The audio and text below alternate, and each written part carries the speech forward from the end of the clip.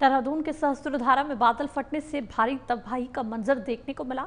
बादल फटने से भीषण तबाही मची। 2 लोगों के लापता होने की सूचना और एसडीआरएफ और एनडीआरएफ टीमें रेस्क्यू में जुटे। बारिश से 12वीं तक के सभी स्कूल आज रहेंगे बंद। देहरादून में बारिश का रेड अलर्ट हुआ जारी।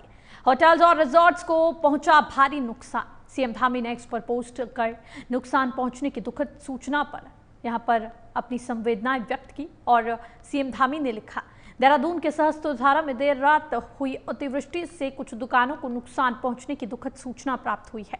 जिला प्रशासन, एसडीआरएफ, पुलिस मौके पर पहुंचकर राहत और बचाव कार्यों में जुट चुके हैं।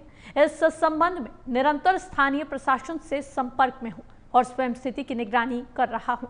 ईश्वर से सभी के सकुशल होने की प्रार्थना करता हूं। इसी खबर पर ज्यादा जानकारी के साथ हमारे संवाददाता मदन सिंह जुड़े हुए हैं देहरादून से। मदन, किस तरह की स्थिति देखने को मिल रही है, किस तरह के हालात बने हुए हैं, क्या कुछ तमाम जानकारी?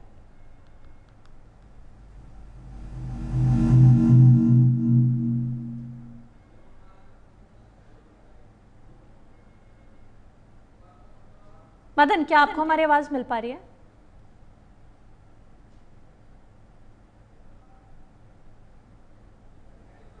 चले फिर मदन से संपर्क करने की प्रयास लगातार जारी रहेंगे। लेकिन आपको बता दें, देहरादून में आसमानी आफत की कई तस्वीरें सामने आई हैं।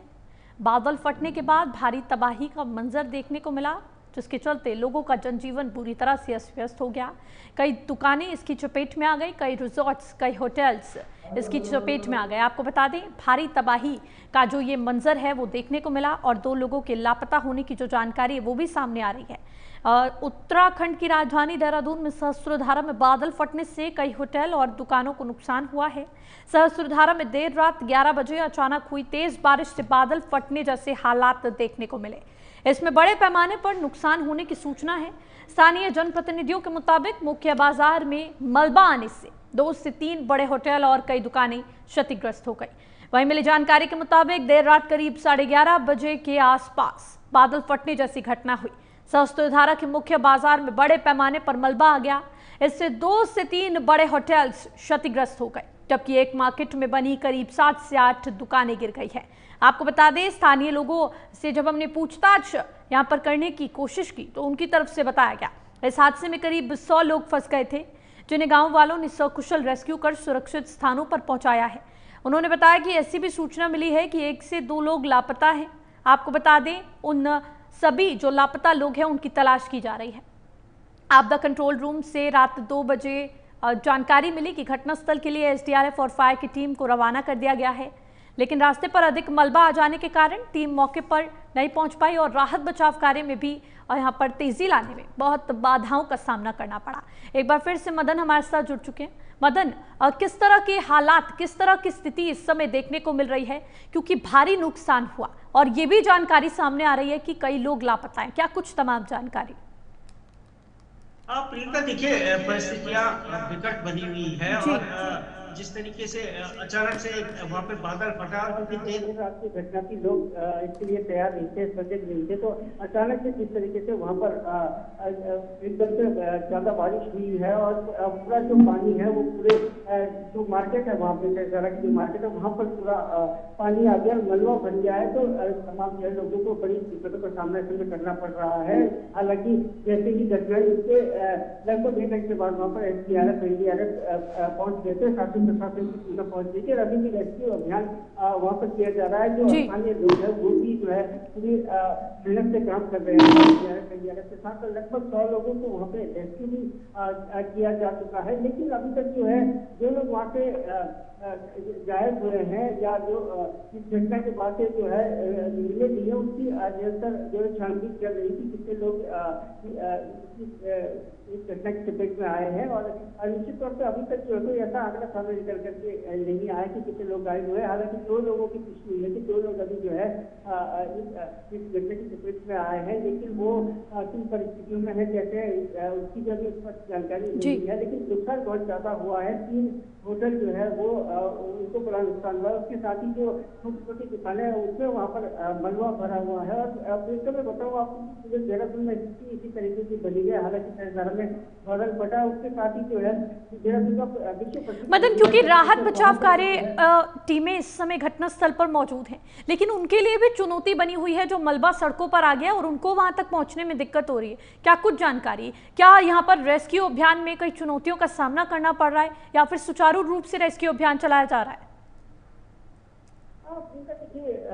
देर रात की घटना है, अब जी लगभग सामान्य हो रही थी, लेकिन सबसे बड़ी जो दिक्कत है वो है बरसात निरंतर हो रही है, जिसके कारण से जो रेस्क्यू टीमें हैं, चाहे एसडीआरएफ है, एनडीआरएफ है या स्थानीय पुलिस है, उनको निश्चित तौर पर दिक्कतों का सामना करना पड़ रहा है। इसीलिए जो अभी पूरी तरह से आंकलन भी नहीं हो पा रहा है कि कितना जो है नुकसान हुआ है और क्या जो मलबा आया है उसमें कई लोग कुछ दबे हुए नहीं है। तो ये छानबीन निरंतर जारी है। हालांकि जो रेस्क्यू टीमें है वो निरंतर अपना काम कर रही है, लेकिन जैसे कि आपने कहा कि परेशानियों का सामना करना पड़ रहा है, तो निश्चित तौर पर वहाँ पर परिस्थितियां विकट बनी हुई है और जैसे मैंने खासी तौर से बारिश भी हो रही है, जिसके कारण से रेस्क्यू जो अभियान है उसमें देरी हो रही है और बड़ी मुश्किल के साथ जो लोगों को वहाँ से निकालना पड़ रहा है। जी मदन, क्योंकि भारी तबाही का मंजर देखने को मिल रहा है, कई होटल्स रिजॉर्ट्स इसकी चपेट में आ गए, कई घर कई दुकानें इसकी चपेट में आ गए, इसको लेकर क्या कुछ तमाम जानकारी, क्योंकि खुद मुख्यमंत्री यहाँ पर राहत बचाव कार्यों के निर्देश दे चुके हैं और पल पल की अपडेट पर खबर पर यहाँ पर नज़र बनाए हुए हैं, क्योंकि पल पल के रेस्क्यू अभियान पर मुख्यमंत्री यहाँ पर 24 घंटे यहाँ पर निगरानी रखे हुए हैं। क्या कुछ तमाम जानकारी? हाँ, प्रियंका, देखिए मुख्यमंत्री पुष्कर सिंह धामी पूरी तरीके से मॉनिटरिंग कर रहे हैं इस पूरी परिस्थिति की, क्योंकि जैसे ही घटना हुई जो त्वरित रूप से शासन प्रशासन वहाँ पर मौजूद हो गया था, मुख्यमंत्री को भी सूचना दी गई थी। मुख्यमंत्री पुष्कर सिंह धामी ने सीधे तौर पर दिशा निर्देश दिए कि सभी परिस्थितियों में कड़ी नजर रहे। एसडीआरएफ एनडीआरएफ को सीधे तौर पर निर्देश दिए कि जितनी त्वरित रूप से हो सके वहाँ पे रेस्क्यू अभियान चला जाए। रेस्क्यू अभियान चल भी रहा है और जैसे कि मैंने बताया, क्योंकि नदी अभी पूरे उफान पे है और जो मलबा भरा है उसके कारण से जो है पूरी तरीके से आंकलन नहीं हो पा रहा है कि कितने लोग वहाँ से गायब हुए हैं। और हालांकि 2 लोगों की पुष्टि हुई है कि 2 लोग वहाँ से जो है इस मलबे की चपेट में आए हैं, लेकिन उसको भी स्पष्ट रूप से अभी नहीं कहा जा सकता। उसके साथ ही जो नुकसान है वो भारी तादाद में हुआ है। पूरा जो मार्केट है वहाँ पर पूरा मलबा भर गया है और उसके साथ ही 2-3 बड़े होटल ऐसे हैं जहाँ पर पूरी तरीके से मलबा है वो, और वो उसमें काफी नुकसान हुआ है, भी वहाँ पर देखने को मिल रहा है। बहरहाल अभी वहाँ पर रेस्क्यू अभियान जारी है, किस तरीके से परिस्थिति आगे बढ़ती है देखने वाली बात होगी और जो एक आंकड़ा सामने निकल करके आएगा कि कितने लोग घायल हैं या कितने लोग घायल हैं। जी बिल्कुल मदन, देखने वाली बात होगी कब तक रेस्क्यू अभियान को पूरा कर लिया जाएगा और सबको सुरक्षित वहां से बाहर निकाल लिया जाएगा, और ये भी देखने वाली बात होगी कि कब तक मलबा हटा लिया जाएगा और कितने नुकसान यहाँ पर हुआ है उसकी जानकारी कब तक सामने आएगी। तमाम जानकारी के लिए मदन आपका बहुत बहुत शुक्रिया। तो ये भव्य तस्वीरें सामने आई जहां पर देहरादून में बादल फटने से भारी तबाही सहस्त्रधारा में देखने को मिली और कई लोगों के लापता होने की जो जानकारी है वो सामने आ रही है। साथ ही साथ आपको बता दें कई होटल रिसोर्ट और कई दुकानें इसकी चपेट में आ चुके हैं। हालांकि राहत बचाव कार्य लगातार जारी है। एसडीआरएफ एनडीआरएफ की तमाम टीमें मौके पर मौजूद हैं और खुद सूबे के मुख्यमंत्री पुष्कर सिंह धामी हर एक चीज़ का निरीक्षण खुद से कर रहे हैं। देखने वाली बात होगी कब तक इस रेस्क्यू अभियान को पूरा कर लिया जाएगा। फिलहाल के लिए इस बुलेटिन में इतना ही। आप बने रहे प्राइम न्यूज़ के साथ। नमस्कार।